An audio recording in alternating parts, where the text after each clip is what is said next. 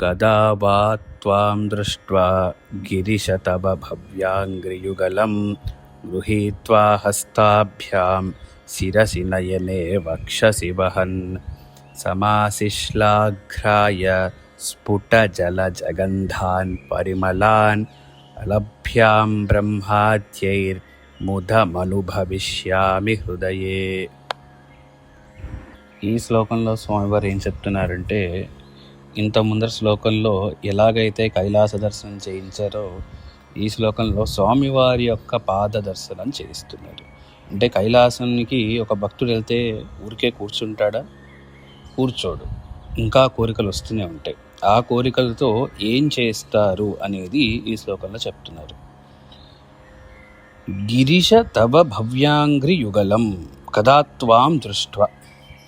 గిరీశ అంటే కైలాసం నందు నివసించేవాడు. తవ భవ్యాంగ్రి యుగలం అంటే నీ యొక్క భవ్యాంగ్రి యుగలం అంటే క్షేమకరమైన లేదా భవ్యం అంటే సేఫ్ అని అర్థం. క్షేమకరమైన యుగలం అంటే పాదయుగలం. హస్తాభ్యాం రెండు చేతులతో పట్టుకొని మెత్తటి నీ పాదాలని, అలాంటి పాదాలని చేత్తో పట్టుకుంటే సరిపోతుందా? సరిపోదు. శిరసే గృహీత్వా హస్తాభ్యాం అంటే తీసుకొని శిరసే శిరస్సునందు పెట్టుకుంటారట.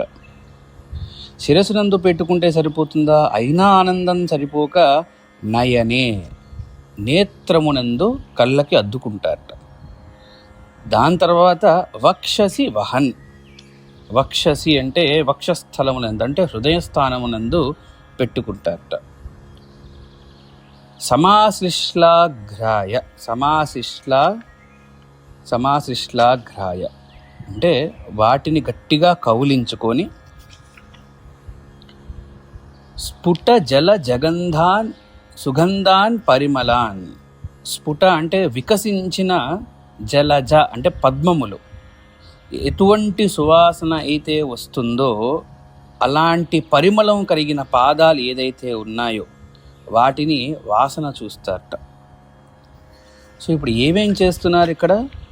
ఓ గిరీశ అంటే కైలాసంలో నివసించే నాయన, తవ భవ్యాంగ్రి యుగలం నీ యొక్క క్షేమకరమైన పాదాలు దొరికినప్పుడు గృహీత్వా హస్తాభ్యాం చేత్తో పట్టుకొని మెచ్చటి నీ పాదాలని శిరస్సు మీద పెట్టుకొని నయనే కళ్ళకి అద్దుకొని వక్షసి వహన్ హృదయానికి గట్టిగా పెట్టుకొని సమాశిష్లాగ్రాయ గట్టిగా హద్దుకొని స్ఫుట జల జగంధాన్ పరిమళాన్ వికసించిన పద్మము ఏ రకమైన సువాసన వస్తుందో అలాంటి పరిమళ ధ్వనితో ఉన్న నీ పాదములని వాసన చూసి అలభ్యాం బ్రహ్మాద్యైర్ ముదం అనుభవిష్యామి హృదయే. ఇలాంటి యొక్క దర్శనం ఏదైతే ఉందో బ్రహ్మాధ్యై అంటే బ్రహ్మ ప్లస్ ఆధ్యై అంటే బ్రహ్మ మొదలైన వారి చేత అలభ్యాం పొందడము సఖ్యమా, పొందగలరా, పొందలేనటువంటి మదం హృదయే. ముదం అంటే సంతోషం, హృదయే అంటే హృదయంలో,